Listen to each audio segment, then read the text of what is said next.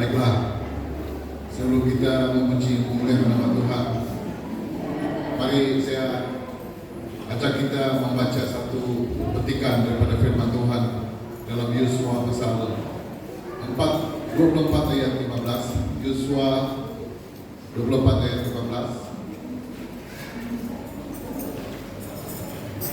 15. Tetapi jika kamu anggap tidak baik untuk beribadah kepada Tuhan, pilihlah pada hari ini kepada siapa kamu akan beribadah. Allah yang padanya nenek moyangmu beribadah di seberang sungai Efrat, atau Allah yang orang Amori yang negerinya kamu diami ini. Tetapi aku dan seisi rumahku, kami akan beribadah kepada Allah. Ini ungkapan Yosua kepada umat Israel, bahwa dia mengaku bahwa mereka seisi rumah beribadah kepada Tuhan yang satu, Tuhan yang benar. Sehingga kita semua berdiri. Saya percaya pada pagi ini kita semua menyembah Tuhan Allah yang satu, Allah yang benar. Mari kita naikkan syukur, sebab kasih setia Tuhan, kebaikan Tuhan begitu besar dalam kehidupan kita, yang tidak pernah meninggalkan kita. Kasih setia Tuhan terus ada di dalam kehidupan kita. Haleluya. Terima kasih Tuhan. Kami mau bersyukur kepadamu. Kami mau memuji-Mu. Haleluya. Mari kita menyembah-Nya, kita bebas memuji-Nya. Terima kasih. Tidak ada kata-kata yang dapat kami ungkapkan selain bersyukur. Terima kasih kepada-Mu atas kasih setia-Mu dalam kehidupan kami Tuhan. Walaupun kami selalu melakukan banyak pelanggaran di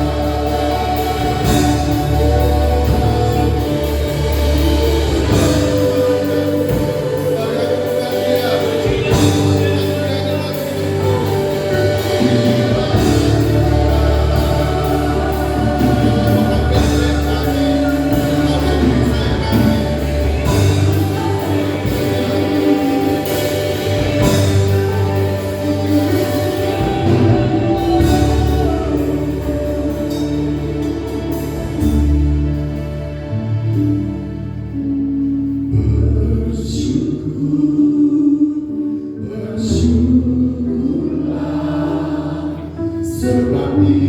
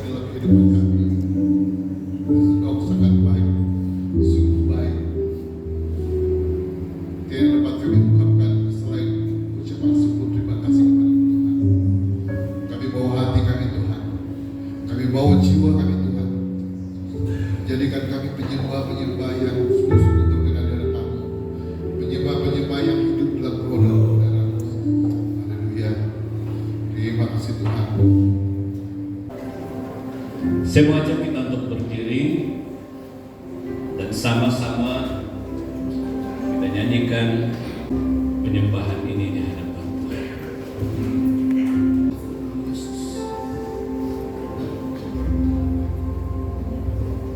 Waktu Tuhan yang terbaik, saat kami tidak mampu berharap, kekhawatiran yang menghimpit jiwa kami, kekuatan dari Engkau datang, dan itu akan memampukan kami untuk kembali berharap kepada-Mu.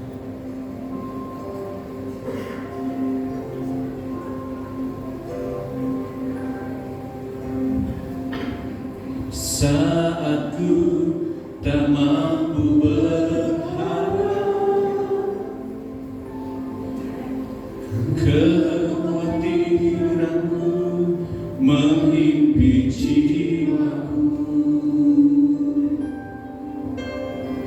kekuatanmu datang darimu, mampukanku kembali berharap. Ajarku mengenal hatimu, dan jalanmulah yang terbaik. Di kelemahan kuasa-Mu sempurna, Kau Allah yang takkan tinggalkan. Sekali lagi, saatku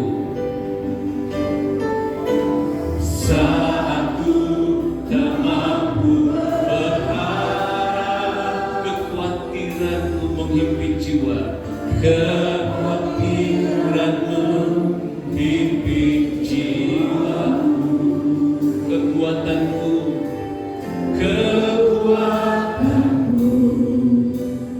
datang darimu, mampukanku kembali berharap. Ajarku mengenal hatimu, dan yang terbaik. Di kelemahan kuasa-Mu sempurna, Kau yang takkan tinggalkan. Katakan bersama, percaya, percaya.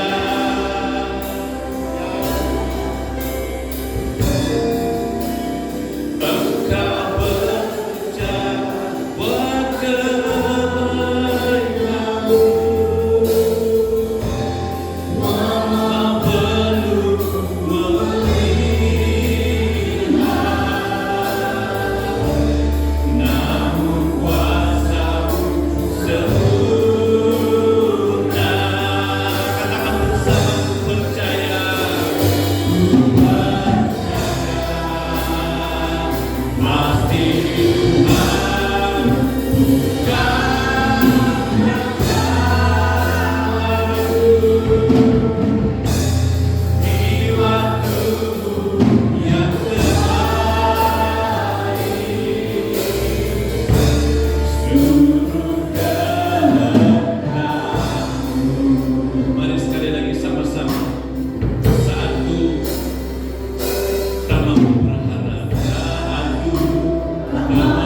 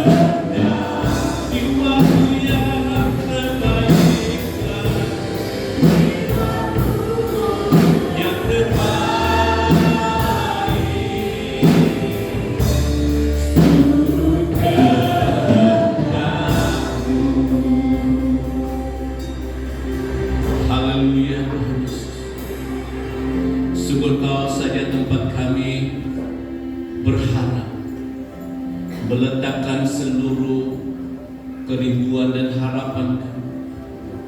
Tidak ada yang lain ya Tuhan Yesus.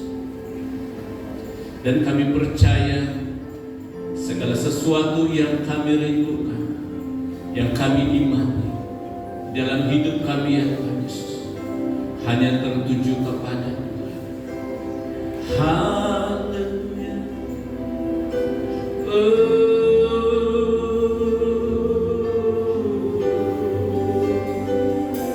Kami percaya, kami sungguh percaya,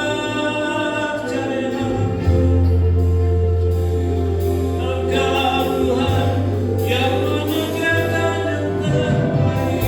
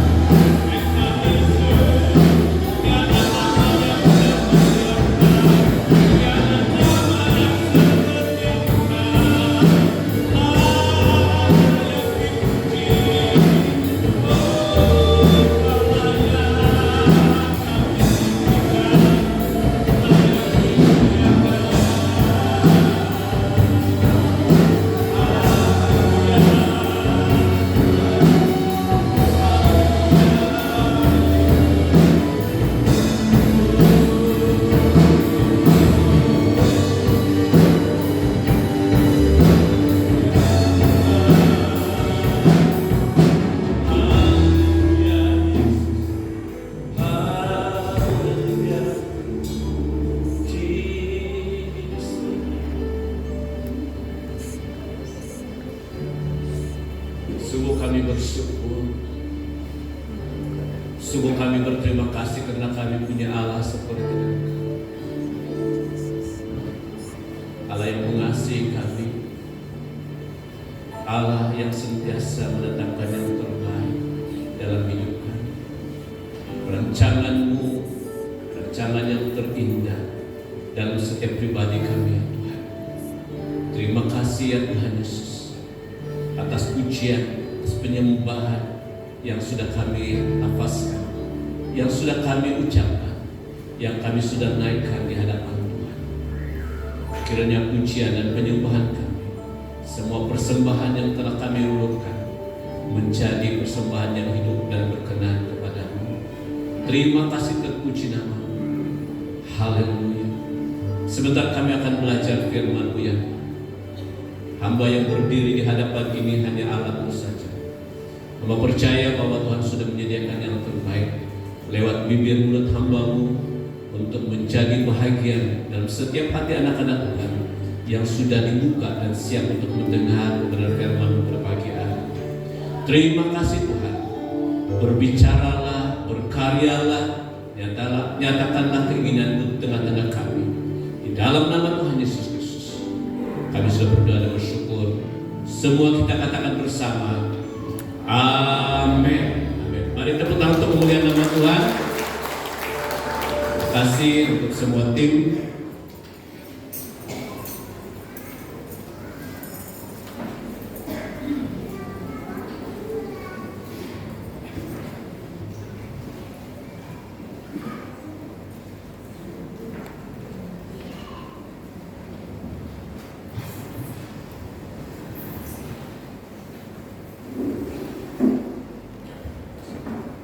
Shalom semua jemaat Tuhan. Shalom. Haleluya, puji Tuhan. Pada pagi hari ini sekali lagi saya mau menaikkan syukur, terima kasih untuk kebaikan Tuhan yang begitu baik, begitu luar biasa di dalam hidup kita setiap hari. Dan pada pagi hari ini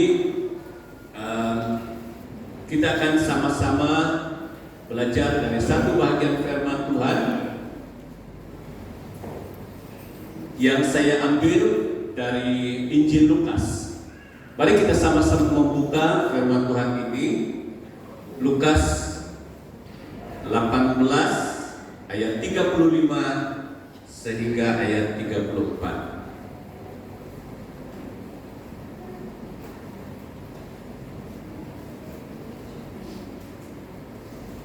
Lukas 18, 35 hingga 43. Sudah mendapatnya?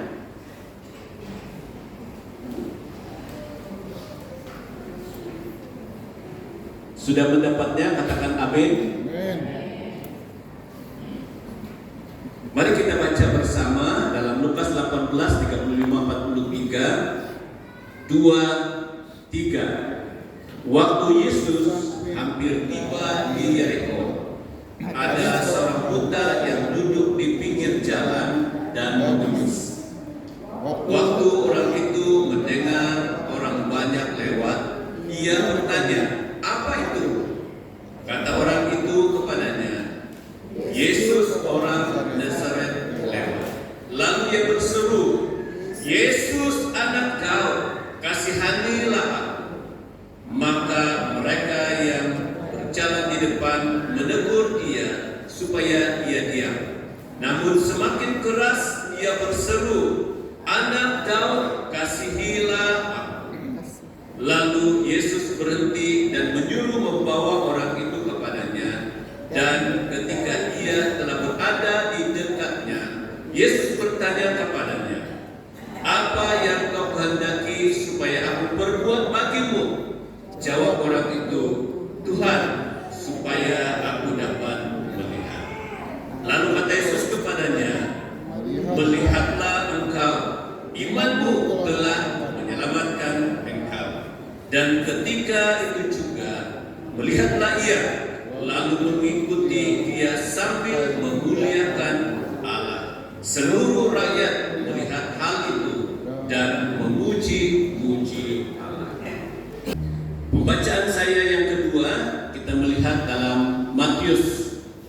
8 ayat 5 hingga ayat yang ke-10.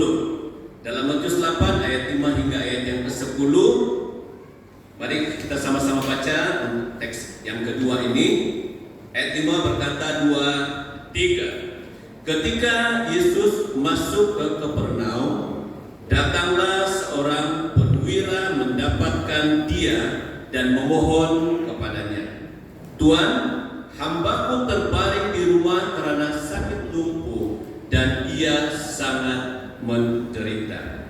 Yesus berkata kepadanya, "Aku akan datang menyembuhkannya." Tetapi jawab perwira itu kepadanya, "Tuan, aku tidak layak menerima Tuan di dalam rumahku. Katakan saja sepatah kata, maka hambaku itu akan sembuh. Sebab aku sendiri seorang bawahan, dan di bawahku ada pula prajurit. Jika aku berkata kepada salah seorang prajurit itu pergi, maka ia pergi, dan kepada seorang lagi datang, maka ia datang. Ataupun kepada hambaku, kerjakanlah ini, maka ia mengerjakannya." Setelah Yesus mendengar hal itu, heranlah ia dan berkata kepada mereka yang mengikutinya, "Aku berkata kepadamu sesungguhnya, iman sebesar ini tidak pernah aku jumpai pada seorang pun di antara orang Israel." Sekali lagi saya baca ayat yang ke-10. Setelah Yesus mendengar hal itu, heranlah ia dan berkata kepada mereka yang mengikutinya, "Aku berkata kepadamu sesungguhnya, iman sebesar ini tidak pernah aku jumpai pada seorang pun di antara orang Israel." Ini suatu pernyataan yang sungguh luar biasa. Dua teks yang kita baca bersama-sama pada pagi hari ini, kita akan melihat ada 3 bahagian yang saya ambil untuk membandingkan cerita ini. Kita akan melihat poin yang pertama, dan setelah itu ada bahagian orang buta dan juga hamba perwira. Jadi dua orang ini ataupun dua pribadi ini, kisah cerita mereka sama. Kedua-dua mereka datang kepada Yesus minta kesembuhan penyakit, itu sama. Dan kalau kita lihat akhir daripada cerita ini, kalau kita lanjutkan cerita daripada perwira ini, hambanya juga disembuhkan. Jadi kedua-dua akhir cerita ini, kedua-dua orang buta dan hamba perwira itu disembuhkan. Apa yang menjadi ukuran untuk suatu kesembuhan dalam teks yang sudah kita baca? Tidak lain dan tidak bukan iman. Orang buta ini disembuhkan karena iman. Dan kalau kita lihat juga hamba perwira ini disembuhkan karena iman daripada perwira. "Melihatlah engkau, imanmu telah menyelamatkan engkau." Seketika itu juga melihatlah ia.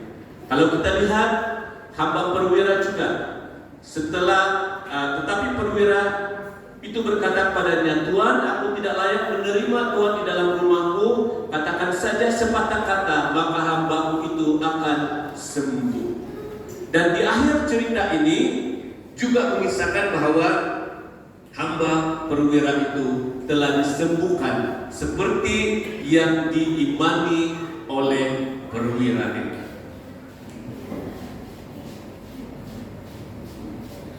Apa yang begitu menarik pada iman perwira? Poin yang utama kedua-duanya adalah cara disembuhkan, memperoleh kesembuhan. Orang buta ini dia datang meminta, ya, meminta. Sementara kalau kita lihat perwira itu juga meminta, dan ada kata yang begitu menarik yang memujakan ataupun yang menggugah hati Yesus ataupun yang menarik hati Yesus. Sehingga dia mengatakan tidak pernah ada seorang pun seperti imannya ini di Israel. Tidak ada seorang pun. Jadi itu merupakan sesuatu yang begitu luar biasa daripada iman perwira ini. Permintaannya itu diakui dengan suatu pernyataan iman. Mari kita lihat di sini. Tuhan, aku tidak layak menerima Tuhan di dalam rumahku. Katakan saja sepatah kata, maka hambaku itu akan sembuh. Disinilah poin yang begitu penting yang telah menyentuh hati Tuhan Yesus, sehingga akhirnya Tuhan Yesus berkata, tidak ada iman seperti ini di tanah Israel. Pada masa yang sama, perwira ini juga memberikan satu analogi. Dan Yesus tahu bahwa melalui kata yang diungkapkan ini, dia sungguh percaya. Yesus percaya bahwa perwira ini jelas dan dia punya iman yang betul. Dan dia boleh menyatakan satu analogi yang tepat. Bagaimana kata yang satu itu, kata yang diucapkan oleh Tuhan Yesus itu berkuasa. Oke, mari kita lihat yang berikut ini. Dia mengungkapkan suatu permintaan yang kita boleh katakan lebih daripada biasa. Kalau kita membaca dalam ayat-ayat di seluruh Alkitab ini, banyak permintaan-permintaan yang bermulakan dengan Tuhan tolong, ya, Tuhan, ya, berikan itu dan ini. Itu merupakan satu ucapan ataupun kata yang diungkapkan untuk meminta. Tetapi dari kisah perwira ini saya anggap ataupun para penafsir mengatakan bahwa itu lebih daripada biasa. Selain daripada dia meminta, ada penyertaan pengakuan iman. Katakan saja sepatah kata, maka hambaku itu akan sembuh. Dan boleh kita katakan di sini, saya percaya sepatah kata yang Tuhan ataupun yang Yesus katakan, hambaku itu akan sembuh. Kata daripada ayat itu seumpama seperti ini. Saya percaya sepatah kata yang Yesus atau Tuhan katakan, hambaku itu akan sembuh. Hari ini kita akan belajar satu tema tentang pengakuan iman. Mengakui iman kita. Pengakuan iman berarti mengisytiharkan iman. Pengakuan iman berarti mengakui iman kita. Beberapa waktu kebelakangan ini kita selalu mendengar khotbah yang disampaikan tentang iman. Dalam 1-2 minggu yang lalu saya sempat mencatat, ya. Minggu lalu pastor kita telah menyampaikan firman Tuhan, bersaksi karena mengalami. Ada 10 orang kusta yang telah disembuhkan. Nyata seorang saja daripada mereka yang datang dan menyatakan terima kasih, menyatakan kesaksian karena mengalami kesembuhan. Tetapi 9 orang tidak datang kepada Yesus. 2 minggu yang lalu juga pastor telah menyampaikan khotbah memiliki rohani yang sehat. Dan ada beberapa ciri rohani yang sehat, yaitu iman yang penuh, iman yang teguh, iman yang bertumbuh, dan iman yang memberkati atau iman yang mengalir. Dan saya percaya bahwa ini adalah topik yang begitu penting, yang harus kita pelajari dan harus kita pahami dan harus menjadi bahagian di dalam kehidupan kita. Waktu saya menyediakan bahagian ini sudah mungkin 1 atau 2 bulan yang lalu. sudah ada di dalam hati saya. Bahagian pengakuan iman ini. Saudara dan saudari yang dikasih oleh Tuhan, kita ini selalu bercakap tentang iman. Dan hari ini kita lanjutkan dengan mengisyaratkan iman kita.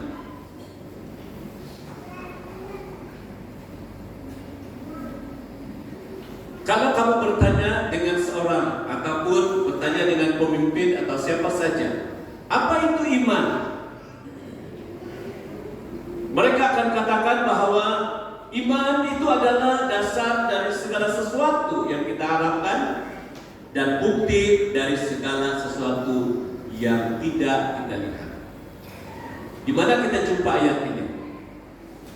Ada sesiapa yang boleh sebut cepat-cepat? Di mana rujukan ayat ini? Selain pastor? Ada? Iman adalah dasar segala sesuatu yang kita harapkan, bukti dari segala sesuatu yang tidak kita lihat. Dari mana? Ibrani 11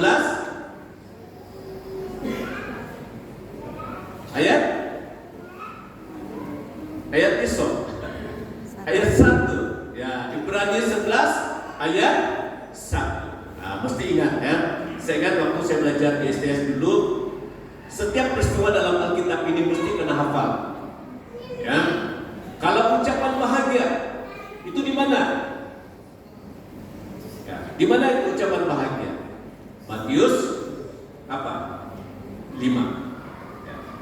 Berkaitan dengan pokok anggur, di mana rujukan ayatnya? Jadi semua itu kena hafal. Saya banyak sudah yang saya lupa, tetapi sebagian besar itu masih saya ingat. Ya, dan mari kita berusaha untuk ingat bahagian-bahagian ini. Ya, iman adalah dasar. Jadi ketika kita bertanya, Pastor, apa itu iman? Pastor akan jawab, pasti rujuk kepada Ibrani 11 ayat 1. Nanti kalau ada anak-anak muda bertanya dengan saya, apa itu iman?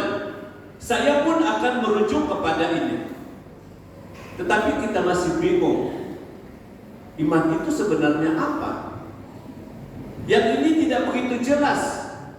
Ketika kita membaca bahagian pasal 11 ayat 1 itu sampai ke bawah-bawah, masih menjelaskan contoh-contoh iman. Tetapi apa itu iman sebenarnya? Ada PBM yang boleh sebut apa itu iman? Ataupun kita orang dewasa, apa itu iman? Mungkin hanya kita bercakap, oh iman itu dasar segala sesuatu yang kita harapkan, bukti segala sesuatu yang kita tidak lihat. Jadi apa? Apa yang segala sesuatu yang kita, apa dasar dari segala sesuatu? Apa itu dasar? Dan apa itu bukti dari segala sesuatu? Masih kabur kan? Masih tidak jelas. Jadi ini satu analogi saya juga daripada pembacaan, pendengaran akan topik ini. Iman itu 100% percaya, 100% taat, 100% pelaku firman, 100% harap, dan 100% setia. Ya. Jadi kalau selepas ini, iman itu apa? Iman itu percaya. Percaya itu apa? Percaya itu iman. Iman itu apa? Balik lagi kepada percaya. Jadi begitulah, ya, akan bergantian. Tetapi mari kita memahami ini. Iman itu percaya, taat, menjadi pelaku firman, harap, dan setia. Saya membuat satu analogi tentang iman dari satu ilustrasi yang sudah lama.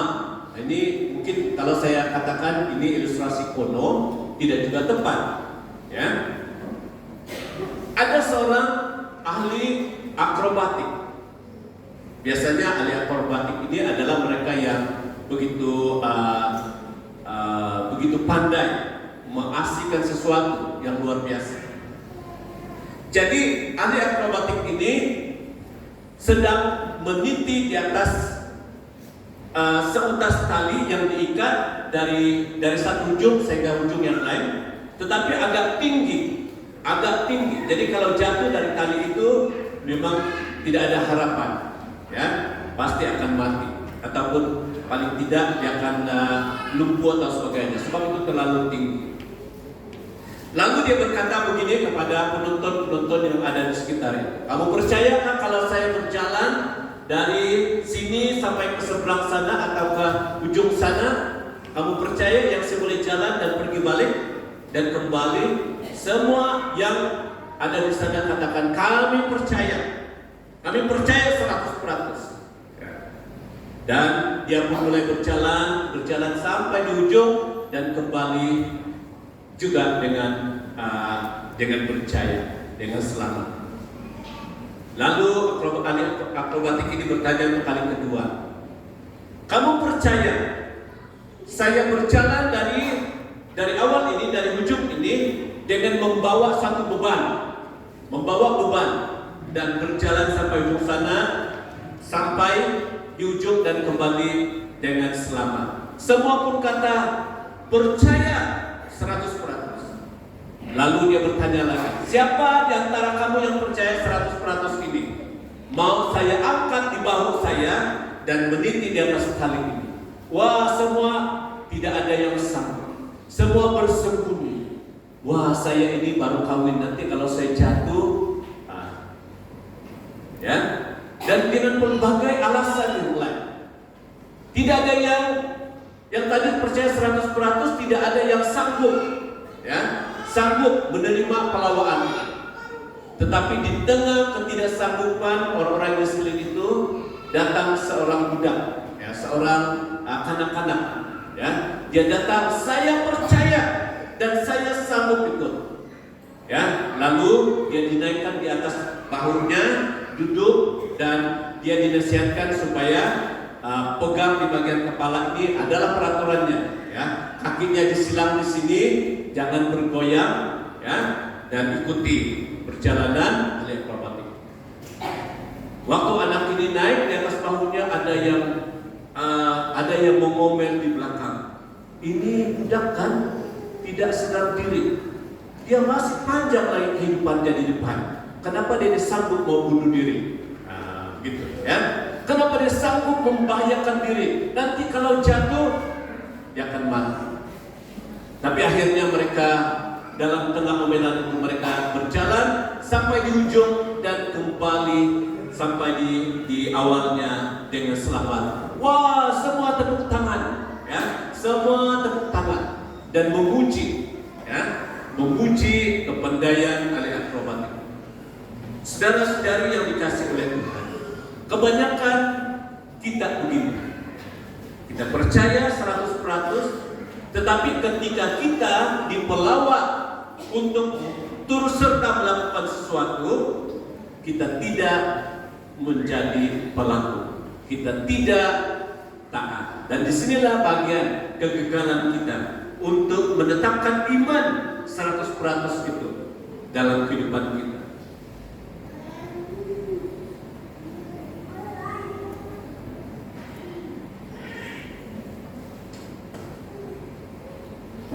Beriman itu berarti kita percaya 100%, taat 100%, menjadi pelaku firman 100%. Dan itulah yang dikatakan oleh pastor sebelum ini, iman yang penuh, iman yang sempurna. Ya.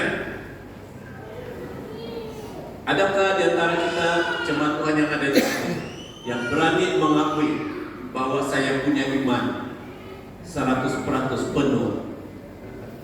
Ada? Ya. Iman kita bertumbuh dalam proses. Ya, mungkin belum sampai 100%, tapi iman kita sedang bertumbuh. Ya. Iman itu adalah dasar kekristenan. Iman yang tidak kuat, iman yang dangkal. Istilah dangkal ini disebut oleh Reverend Isrom, yang dangkal, yang cetek. Iman yang tidak kuat, itu membawa ataupun menyebabkan begitu banyak orang menjadi murtad. Iman yang rapuh menyebabkan seorang itu kalah ketika ada serangan iman. Ada serangan iman saja dia mengakui dia katakan kalah. Ya. Ada provokasi saja akhirnya dia mau tukar nama.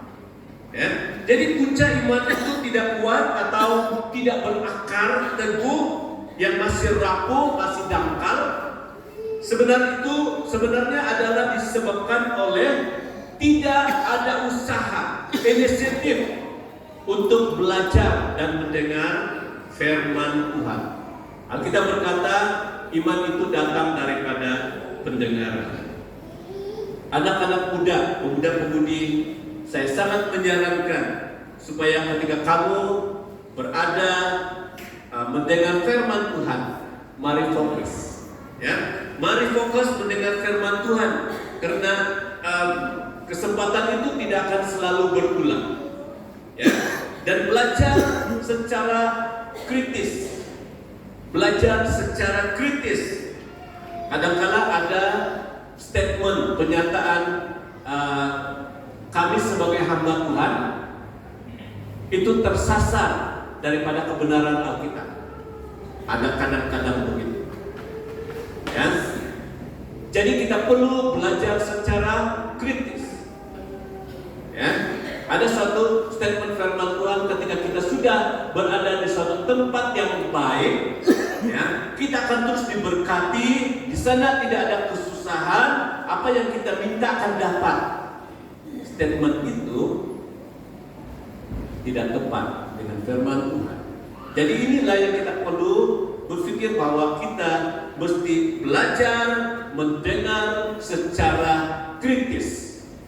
Belajar dan mendengar secara kritis. Ya, kalau kita lihat dalam Alkitab dan bacaan Alkitab, dan Yesus sudah melaluinya, bukan begitu mudah, ya, bukan begitu mudah. Semuanya oke-oke saja. Sebenarnya bukan begitu. Ada perjuangan yang harus kita lakukan sebagai orang percaya. Pengalaman saya dalam umur belasan tahun, ya. Kalau sekarang ini ada kebaikannya. Kita boleh belajar dari YouTube, kita belajar dari online, ya. Tetapi kalau dulu tidak ada cara belajar lain, mengikuti suatu acara itu secara bersemuka. Ya. Saya mengingat dalam umur belasan tahun, saya selalu mengikut acara muda-mudi. Saya ada tanya juga dengan istri. Dulu waktu kita belasan tahun, pernah rasa-rasa kita ada di dalam satu kemah muda-mudi. Jadi dia bilang ada. Saya bilang di mana? Di Solo. Dalam satu acara muda-mudi di Solo, dan biasakan waktu itu saya nampak kamu dengan si Anu, dibilang sedang menyanyi, ya, sedang buat kesaksian. Oh, jadi betul dan tepat. Dan pada waktu konferensi ini saya selalu menyampaikan soalan-soalan yang saya tidak tahu. Saya berani mengungkapkan soalan itu. Peduli apalah soalannya, bagaimanapun kan. Ya, yang penting saya tahu akhirnya apa jawabannya. Tapi kadang-kala anak-anak muda sekarang ini tidak berani menyoal. Bukan saja tidak berani menyoal, menjawab lagi tidak berani. Ya, yang ditanya itu sunyi dan sepi, tidak ada jawaban. Oke? Tapi inilah suatu usaha yang penting untuk tingkatkan pembelajaran pribadi kita, untuk meningkatkan iman kita di hadapan Tuhan. Kalau saya membuat suatu pertanyaan begini, dalam suatu masa yang sama, ada dua acara yang serentak berjalan. Ada konser rohani dan yang kedua pemulihan. Manakah yang paling ramai peserta? Konser atau pemulihan? Yang di kiri atau yang di kanan saya? Saya pasti yang paling banyak yang di sini, yang mengikuti pemuridan itu mungkin sedikit saja atau hanya beberapa orang saja. Boleh jadi tidak ada. Belajar firman Tuhan itu suatu yang tidak boleh diabaikan, ya, tidak boleh diabaikan. Dan kita perlu ambil waktu, ambil masa untuk belajar secara sendiri dan juga untuk belajar daripada pemimpin-pemimpin atau hamba-hamba Tuhan yang berdiri di hadapan seperti pada hari ini. Oke, apa penjelasan tema yang kedua? Ini masih penjelasan temanya, ya. Pengakuan. Apa maksud pengakuan? Pengakuan berarti memperkatakan apa yang diimani sebagai dasar iman kita. Memperkatakan apa yang kita imani. Dalam Filipi 4 ayat 13, tentang apa itu? Filipi 4 ayat 13. Siapa tahu? Filipi 4:13. Segala perkara dapat itu apa itu? Kutanggung di dalam Dia yang memberi kekuatan kepada. Ya.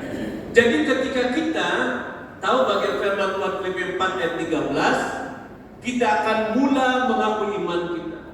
Saya percaya bahwa di dalam Tuhan Yesus segala sesuatu yang sedang saya tanggung, yang saya sedang alami, dapat kutanggung bersama dengan Yesus yang memberi kekuatan. Kan ini suatu pernyataan iman yang kita sama-sama nyatakan dan kita sama-sama yakini sesuai dengan suatu statement firman Tuhan ataupun ayat firman Tuhan. Jadi apa dasar iman yang kita selalu akui dalam kehidupan kita? Tadi kita sudah lafazkan ini dan setiap hari Minggu kita lafazkan pengakuan iman rasuli. Kalau kita lihat ini pengakuan iman rasuli ini ada 12. Ya, ada 12. Dan itu sebenarnya bukan kebetulan 12. Pengakuan iman rasuli berdasarkan secara awalnya ini adalah dijadikan, dicipta ataupun dibentuk oleh murid-murid Tuhan Yesus, termasuk Paulus pada masa itu. Mereka telah berkumpul sebelum mereka berselerak di seluruh Asia. Mereka berkumpul menetapkan apa yang mereka imani, apa yang mereka pegang. Walaupun mereka pergi kemana-mana, tetap mereka pegang kepada iman, pengakuan iman rasuli. Dan akhirnya terbentuklah ini. Mungkin asasnya ada sedikit lain daripada ini, tetapi penyataan tentang setiap poin-poin penting itu adalah seperti ini, ya. Dan kalau kita lihat, aku percaya itu hanya ada 2, ya, ada 2 di sini. Tetapi berdasarkan sejarah awalnya, mereka pasti lakukan ini. Aku percaya kepada Bapa Allah yang Maha Kuasa, pencipta langit dan bumi. Aku percaya kepada Yesus Kristus anaknya yang tunggal. Jadi setiap murid Yesus itu ada pernyataan iman seorang satu dan dikumpulkan menjadi pengakuan iman rasuli. Dia dimulakan dengan aku percaya. Kami pernah buat suatu survei ataupun suatu ujian kepada pelajar yang kami ajar. Ada 2 orang pelajar dan pelajar ini kami panggil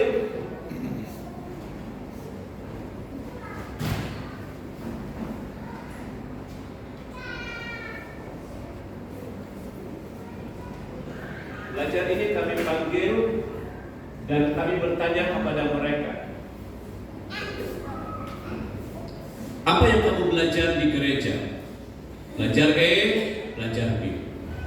Pelajar E ini adalah dari SIB. Dia katakan begini, sambil dia merenung-renung ke atas, kami nyanyi.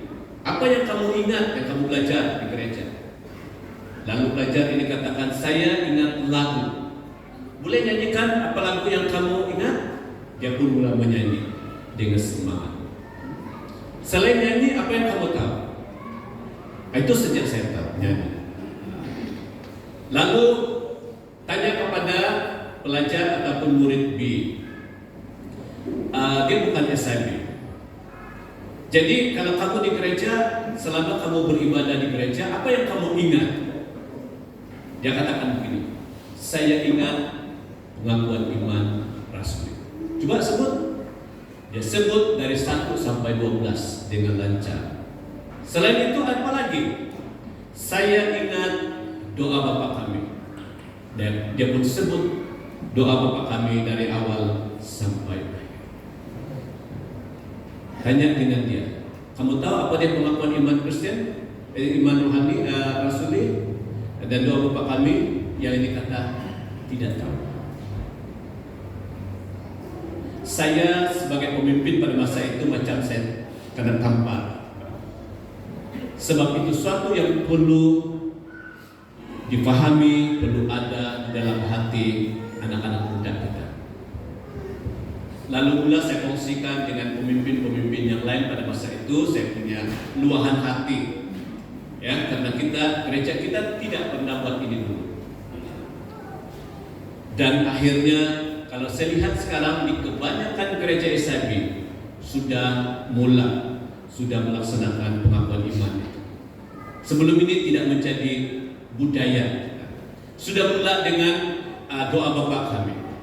Ya, saya ingat gereja kita di SIB Bahagia itu bermula pada tahun 2010 kalau tidak silap saya. Kita mula mengisytiharkan pengakuan iman.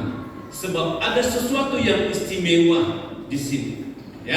Ada sesuatu yang istimewa yang perlu kita lafazkan. Sebab Alkitab berkata, kita mengajar, kita memperingatkan anak-anak kita itu bukan sekali dua, siang dan malam. Itu sebabnya perlu lafazkan pengakuan iman Kristen ataupun iman rasuli ini setiap kali. Sebab inilah yang menjadi dasar kita. Aku percaya kepada Allah Bapa yang Maha Kuasa, pencipta langit dan bumi. Mengapa kamu bukti yang bahwa Allah itu berkuasa?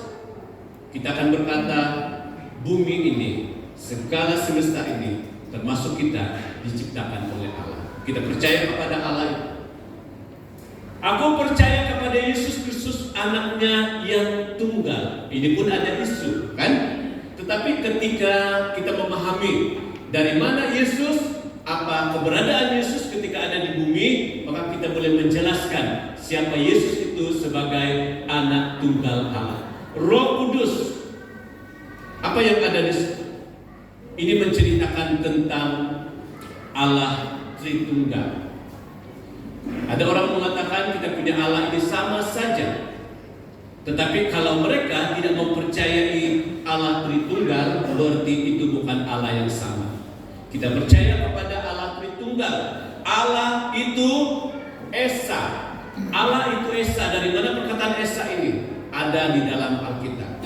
Esa itu maksudnya apa? Kalau makna secara literal, makna secara biasa itu satu.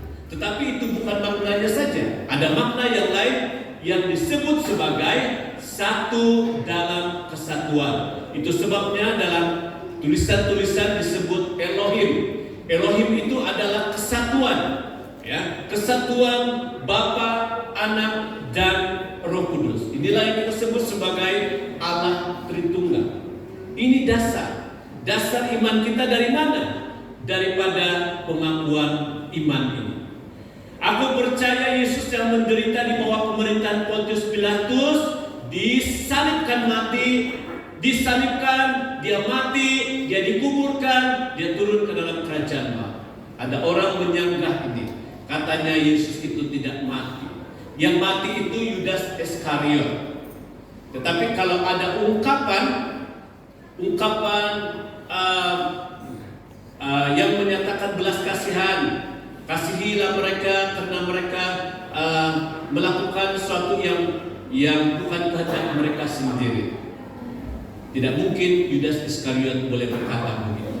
Bukti yang lain juga, mana mungkin Allah itu dia mau main teka-teki ataupun main silang mata dengan kita melalui proses penggantian Yesus dengan Yudas Iskariot. Siapa Allah itu dan siapa manusia itu yang membuat Yesus membuat Allah membuat penipuan kepada kita, ya? Dia adalah Allah yang berkuasa. Oke, jadi ada bukti-bukti yang lain yang boleh menyanggah bahwa Yesus itu benar-benar mati, ya? Dia benar-benar disalib, dia benar mati dan dikuburkan ke dalam, dan dia turun ke dalam kerajaan Allah. Apa ciri iman yang dewasa? Ciri iman yang dewasa adalah boleh mengisyaratkan firman dalam semua situasi hidupnya, menyatakan aku percaya. Menyatakan aku percaya, bukan lagi seperti orang budak tadi itu meminta-minta. Minta ini tidak salah. Ya, minta itu tidak salah. Tetapi mari kita berganjak ke satu label yang lebih daripada itu dengan mengisytiharkan perkataan aku percaya. Sambil kita mempraktikkan iman dengan percaya 100% di dalam hati kita, mengakui dengan mulut dan dinyatakan dalam tindakan ataupun praktik sehari-hari. Kadang-kala ada orang mengakui dengan mulutnya dia percaya, tapi dalam hati masih ada keraguan, masih bimbang, betulkah? Mulut sudah bercakap betul, oke, tetapi dalam hati betulkah? Ya, ini satu yang tidak sinkronis, tidak berjalan seiring, sejalan. Ya, jadi mari praktikkan iman, percaya 100% dalam hati, mengakui dengan mulut dan dinyatakan dalam tindakan. Mari kita lihat kembali. Kita perlu berubah daripada ini. Tolong sembuhkan saya menjadi saya percaya tidak ada yang mustahil untuk kesembuhan saya. Samakah ungkapan itu? Ini hanya meminta, tetapi ini meminta plus dengan kenyataan iman. Saya percaya Engkau adalah Allah Jehovah Rafa yang boleh menyembuhkan penyakit saya. Tolong cukupkan keperluan saya kalau kita sedang dalam situasi kekurangan. Ungkapkan perkataan iman, saya percaya Allah sumber berkat memenuhi semua keperluan saya. Jehovah Jireh, Dia adalah Allah sumber berkat yang memenuhi semua keperluan saya. Masih meminta, tetapi plus dengan pengakuan. Tuhan, tolong selesaikan saya punya masalah yang sedang saya hadapi. Mari kita ungkapkan, saya percaya Tuhan sumber pertolongan, mampu memberi jalan keluar daripada masalah yang sedang saya hadapi. Inilah label yang memperkatakan iman. Ingat, kita punya visi gereja, belajar melakukan yang lebih daripada biasa. Ini yang biasa. Tapi mari kita belajar berganjak melakukan lebih daripada biasa. Mengapa pengakuan iman ini penting untuk dipraktikkan? Mengapa penting? Ada 3 yang saya mau kongsikan di sini. Mengapa itu penting? Yang pertama, membantu proses pertumbuhan iman kita. Ya, membantu proses pertumbuhan iman kita. Boleh jemaat sebut bersama 2, 3. Membantu proses pertumbuhan iman. Bantu proses pertumbuhan iman. Iman itu ada pertumbuhan dan dia perlu bertumbuh. Jika iman itu tidak bertumbuh, ada 2 kemungkinan. Imannya sudah mati, ataupun yang kedua, imannya kerdil, ya, kecil, ya, usia besar, usia meningkat, tetapi dia punya badan masih kecil.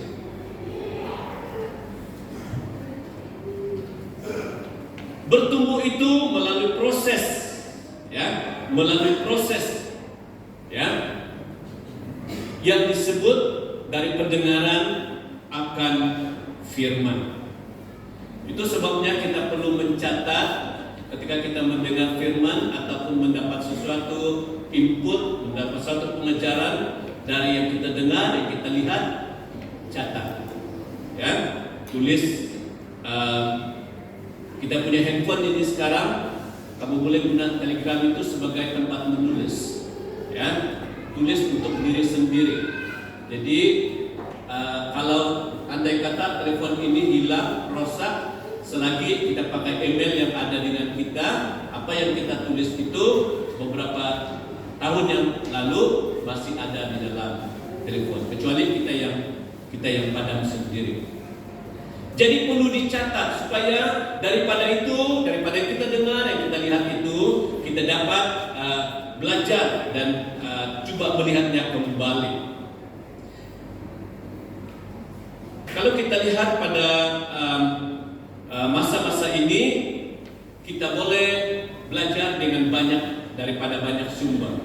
Ya, kalau dulu sumbernya mungkin satu saja, tapi pada waktu ini, pada masa sekarang ini, banyak sumber yang kita boleh belajar.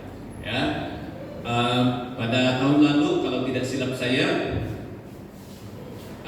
telah mengikuti ada satu kurs yang begitu menarik, tapi memang kursnya agak besar. Ya, dia punya pembayaran itu secara nilai mata uang kita agak besar. Tapi bukan saya mau ceritakan tentang nilai mata uang itu, tapi kerinduan untuk belajar. Ya, saya ambil kelas itu ada 2 step. Step pertama itu basic, step kedua itu intermediate, dan ada satu lagi advance. Ya, oke. Jadi yang step kedua itu dia punya bayaran itu adalah 12 juta, bukan duit kita lah. Ya, 12 juta. Kalau kita pindahkan kepada nilai uang kita, itu besar juga. Ya, tetapi karena kerinduan untuk belajar itu, ya tidak apalah, berkorbanlah kan. Ya, berkorbanlah untuk itu. Jadi ini proses untuk membantu pertumbuhan iman, pendengaran dan pembelajaran secara sendiri. Yang kedua, mengapa pengakuan iman ini penting untuk dipraktikkan? Ya, yang kedua adalah pengakuan iman akan merendahkan tekanan atau stres, karena pengakuan iman itu ada kata-kata yang positif. Dan kita boleh katakan ini adalah inner healing, pemulihan dalaman. Ya, meredakan tekanan. Sumber tekanan kita banyak. Ya, sumber tekanan kita banyak. Daripada tugas, beban tugas, tekanan daripada pihak atasan kalau ini bekerja, ataupun ada yang di atasnya lagi, tekanan itu pasti ada. Tekanan daripada persekitaran, tekanan daripada harga beras semakin naik, tekanan juga, kan? Ya, daripada persekitaran. Kalau anak-anak, tekanan daripada orang tua.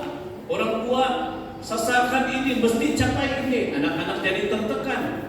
Dan kita juga mau mencapai satu target tidak tercapai, menjadi tekanan kepada kita, stres. Ya, stres itu juga disebabkan oleh konflik yang terjadi di kalangan kita, ya, di kalangan community.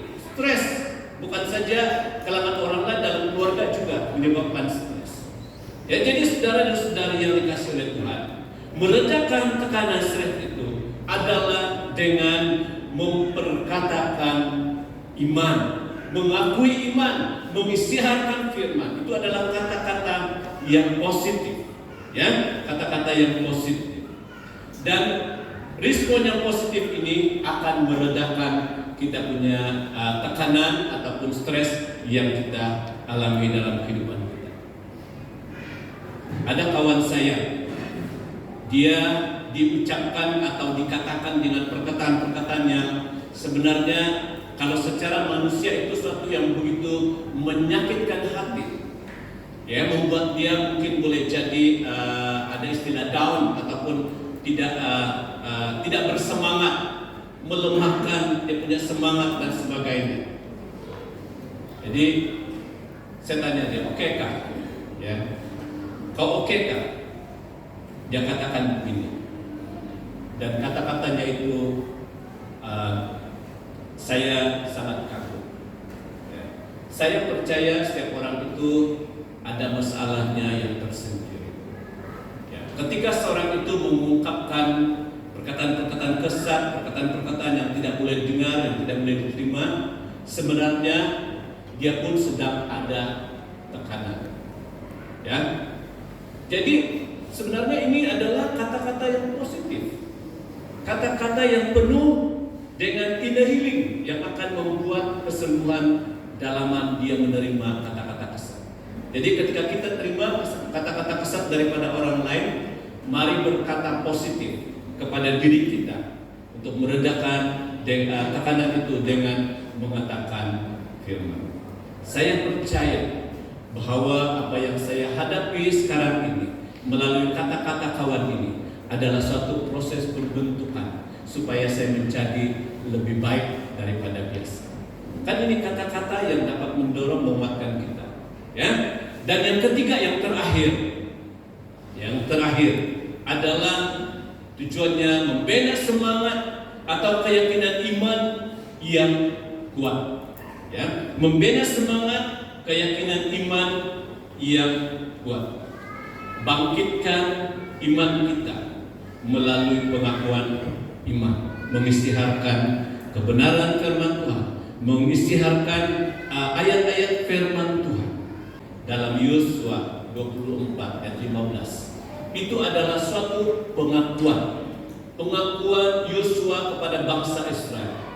Kamu mau mengikuti Allah-Allah orang-orang yang ada di sekeliling kita, terserah kamu. Tetapi saya dan keluarga saya akan menyembah Allah yang hidup.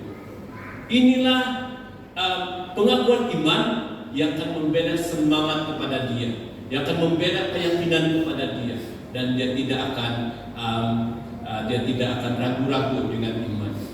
Satu contoh lagi yaitu 3 pemuda orang Israel. Ketika diumumkan satu perintah, mesti kamu menyembah dewa ataupun patung yang sudah didirikan ini. Siapa yang tidak menyembah patung itu dan menyembah raja, boleh disengsara, boleh menerima panah. Tetapi dia berkata, ingat Tuanku Raja, meskipun Allah yang kami sembah tidak akan menolong kami di dalam ketika kami menerima hukuman ini, ingatlah Raja, kami sekali-kali tidak akan tunduk dan tidak akan taat kepada perintah Tuanku Raja. Kami mau taat kepada Allah yang kami sembah, Allah yang kami tinggikan. Ini adalah pengakuan dan juga menjadi suatu bahagian yang kita perlu praktikkan dalam kehidupan kita. Di depan handphone saya ini saya letakkan suatu pernyataan. Saya dan keluarga saya akan menyembah Allah yang hidup, dan ada gambar. Dan itu seperti suatu pengakuan iman kita, bahwa kita apabila kita buka telepon ini, inilah doa saya. Saya dan keluarga saya akan menyembah Tuhan yang hidup. Ya, nah, jadi pernyataan itu perlu ada untuk menolong kita semakin semangat dan semakin yakin. Akhir daripada firman Tuhan yang disampaikan pada hari ini, pengakuan iman itu perlu dipraktikkan dalam kehidupan kita sehari-hari. Iman itu percaya 100%, taat 100%, pelaku firman 100%, berharap 100%, setia 100%. Apa itu iman? Iman itu percaya, iman itu taat, iman itu pelaku firman, iman itu berharap, dan iman itu setia. Pengakuan iman itu diperkatakan oleh mulut, hati percaya, dan nyata atau kelihatan di dalam kehidupan sehari-hari.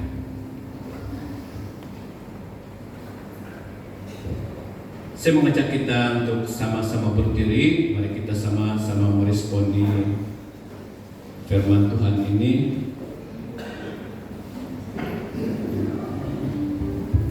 Segala perkara dapat kutanggung di dalam Dia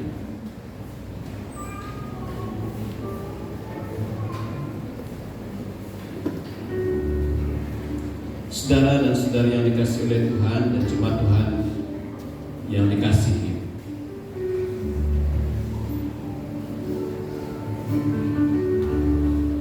kita akan selalu menghadapi banyak situasi dalam kehidupan kita hari-hari ini.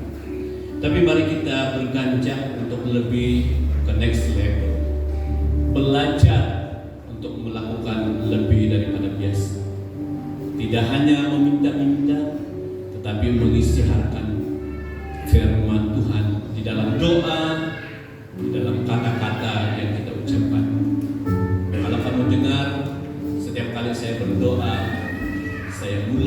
saya percaya Tuhan bahwa Tuhan bekerja.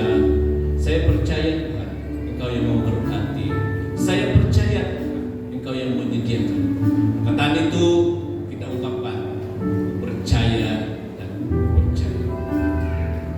Segala perkara dapat bertanggung di dalam Dia yang memberi kekuatan. Tuhan Yesus penolong dan sahabat, tetap percaya Tuhan setia.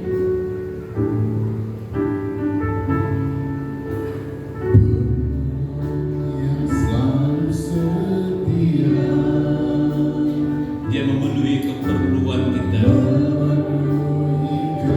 memenuhi keperluanku. Tak Pernah yang mengecewakan.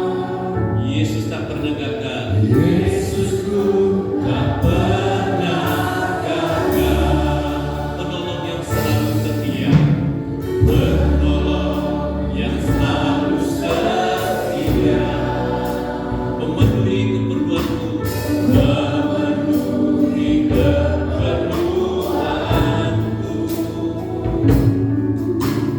Tak pernah yang mengecewakan. Yesusku tak pernah gagal. Yesusku tak pernah gagal.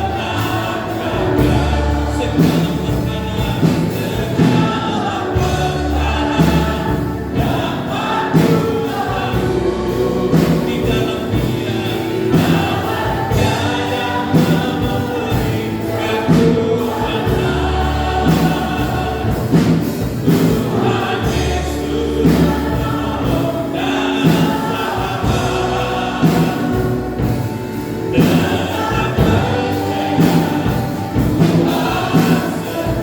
Tetap percaya Tuhan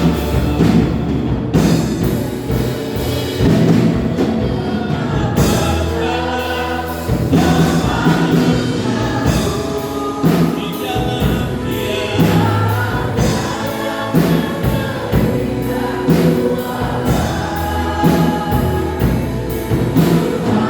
Segala perkara dapat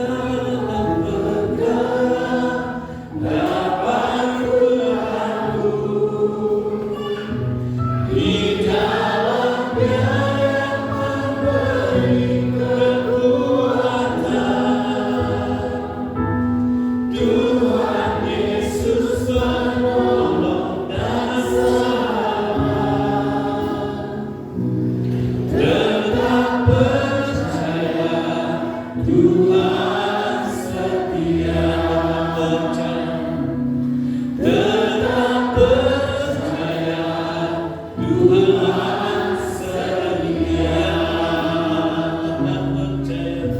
Tetap percaya Tuhan setia. Kami tetap percaya kepada Tuhan bahwa Engkau yang menyediakan yang terbaik dalam hidup kami. Masa yang tepat untuk setiap pribadi kami. Pada hari ini Tuhan, kami sudah belajar firman-Mu, firman yang mengingatkan kami untuk kami berganjak lebih lagi daripada biasa, untuk mengisytiharkan iman kami sesuai dengan firman-Mu ya Tuhan Yesus. Tolong kami, mampukan kami ya Tuhan, dalam segala sesuatu. Dan kami percaya kami akan menerima bahagia daripada firman yang Yesus sampaikan ini, menolong kami untuk semakin kuat di dalam Engkau. Terpuji nama-Mu ya Tuhan. Di doa yang kami naikkan, kami panjatkan segala syukur, hormat, kemuliaan dalam nama Tuhan Yesus. Semua kita katakan bersama. Amin. Persilakan duduk dan saya serahkan kepada